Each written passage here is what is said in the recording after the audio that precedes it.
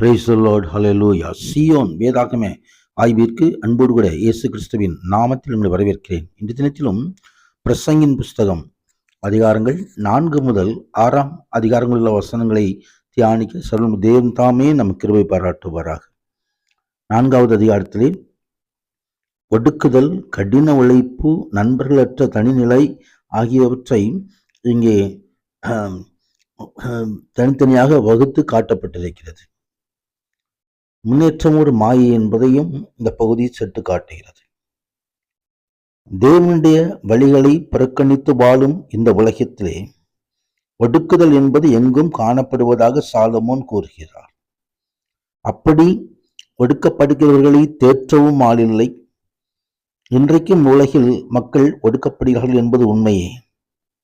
ஆனால் தேறுதல் காணப்படுகிறது. ஏனெனில் தேவன் சகலவித ஆறுதலின் தேவனாக இருக்கிறார் என்பதை 1 கொரிந்தியர் 1 அதிகாரத்திலே நாம் வாசிக்கிறோம். அவரை நோக்கி பார்த்த பழைய ஏற்பாட்டின் பக்தர்களை பிதாவாகிய தேவன் தேற்றினார். அதை சங்கீதம் 86 17 வசனத்திலும் ஏசாயா 51 அதிகாரம் 3 12 வசனங்களிலும் நாம் காண முடியும். இவ்வுலகத்திலே வாழ்ந்த இயேசு கிறிஸ்துவானவர் ஆறுதலையும் தெய்வீக சுகத்தையும் கொண்டு வந்ததை குறித்து நாம் அறிந்திருக்கிறோம். இப்பொழுது தேற்றவாளன் பரிசுத்த ஆவியானவர் நமக்கு ஆறுதல் தந்து தேர்ச்சி நடத்துகிற துணையாளராய் இருக்கிறார். சமயம் உண்டாவதாக. எனவேதான் முதல் வசனத்திலே இங்கே ஒடுக்கப்பட்டவர்களின் கண்ணீரை கண்டேன், அவர்களை தேற்றுவார் இல்லை. ஒடுக்கப்படுகிற பட்சத்தில் பலம் இருந்தது, அப்படி இருந்தும் தேற்றுவார் இல்லை என்பதை சுட்டி காட்டுகிறார். சமயம் உண்டாவதாக. அங்கே தொடர்ந்து 4வது வசனம் முதல் மனுஷர் படுகின்றதான பிரயாசங்களை குறித்து எழுதப்பட்டிருக்கிறது. கடின உழைப்பு, வேலையில் முன்னேற்றம் இவற்றை கண்டு தம் அயலாரோடு போட்டி மனப்பான்மை கொண்டவர்கள் பொறாமைப்படுகிறார்கள். அந்த செயல்பாடு அழிவுக்கு நேராக நடத்திவிடும். தேவன் நம்மில் ஒரு எளிய வாழ்வையே எதிர்பார்க்கிறார். அதாவது நற்கிரியைகள் செய்து அமைதியாகவும் சமாதானத்தோடும் தெய்வீக பிரசன்னத்தோடும் வாழ வேண்டும் என்பதை ஆண்டவர் எதிர்பார்க்கிறார். அங்கே 9 வசனம் முதல் தனியாக இருப்பதை பார்க்கிலும் இருவர் கூடியிருப்பது நலம், அவன் நல்ல பலன் உண்டு. இருவர் சேர்ந்து ஜெபிப்பது, இருவர் சேர்ந்து ஊழியங்களுக்கு செல்வது ஆகியவை எல்லாம் இங்கே 2-3 பேர் நாமத்தினாலே குடியிருப்பு நடுவே இருக்கிறேன் இந்த வாக்குத்தத்தம் பண்ணினவர் நம்மோடு இருந்து நம்மை நடத்துவார்.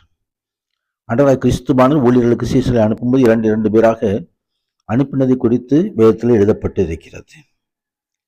5வது அதிகாரத்திலே கர்த்தருடைய சமூகத்தில் பயபக்தியுடன் இருக்க வேண்டும் என்பதை இந்த அதிகாரம் தெரிவிக்கிறது. தேவாலயத்துக்கு போகும்போது நடைகளை காத்துக்கொள். தேவ சமூகத்தில் நீ துணிகரமாய் உன் வாயினால் பேசாமல் இரு. மனம் பற்றி ஒரு வார்த்தையும் சொல்லாமல் இரு. நீ தேவனுக்கு ஒரு பொருத்தனை பண்ணி கொண்டால் அதை செலுத்த தாமதியாதே என்றெல்லாம் அவருடைய சமூகத்தில் எப்படி நாம் செயல்பட வேண்டும் என்பதை இந்த பகுதி நமக்கு கற்றுத்தருகிறது. அதே நேரத்தில் ஐஸ்வர்யம் அது ஒரு மாயையான காரியமாய் இருக்கிறது என்பதை இந்த பகுதி நமக்கு தெரிவிக்கிறது. ஐஸ்வர்யவான் எப்பொழுதும் நிலைத்திருப்பதில்லை. அந்த வாழ்க்கையின் காரியங்கள் மாறி மாறி வந்து கொண்டிருக்கலாம். அது சமயம் உண்டாவதாக. தேசத்திலே ஏழைகள் ஒடுக்கப்படுவதையும் நியாயம் நீதியும் புரட்டப்படுகிறதையும் காண்பாயானால் ஆச்சரியப்படாதே. உயர்ந்தவன் மேல் உயர்ந்தவன் காவலியாக இருக்கிறான். அவர்கள் மேல் உயர்ந்தவரும் ஒருவர் உண்டு என்பதை வேதவசனம் சுட்டி காட்டுகிறது. சமயம் உண்டாவது. பணப்பிரியன் பணத்தினால் திருப்தி அடைவதில்லை. மேலும் மேலும் பணம் வேண்டும் என்று சொல்லி அவன் முயற்சித்து தன் வாழ்க்கையே அவன் பாழாக்கி கொள்ளுகிறான். 6வது அதிகாரத்திலே சூரியனுக்கு கீழே நான் கண்ட வேறொரு தீங்கு என்று சொல்லி தேவன் செல்வத்தையும் சம்பத்தையும் கனத்தையும் கொடுக்கிறார். ஆனாலும் நிச்சயத்தாலும் அவனுக்கு குறைவில்லாமல் கிடைக்கும். ஆனால் சில சமயத்தில் அந்நிய மனுஷன் அனுபவிக்கிறதை பார்க்கும் சமயம் உண்டாவதாகும். இங்கே வாழ்க்கை அனுபவிக்க எல்லா பொருளும் இருந்தாலும் அனுபவிக்க முடியாத நிலைமை. எவ்வளவு காரியங்கள் இருந்தாலும் நோய்வாய்ப்பட்டு பல காரியங்கள் இழக்கிற நிம்மதியை இழக்கிறதான காரியங்கள், மாயையான காரியங்கள், நிழலை போன்ற மாயையான ஜீவ காலம் என்பதை இந்த பகுதி நமக்கு தெரிவிக்கிறது. எனவே இந்த உன்னதரான தேவன் நித்திய ஆசீர்வாதங்கள் வைத்திருக்கிறவர், நித்திய ஜீவனை தருகிறவர். இந்த ஆசீர்வாதங்களை நாம் பெற்றுக்கொள்வோம். உன்னதரான தேவன் மகிமையான காரியங்களை செய்வாராக. ஆமென், ஆமென்.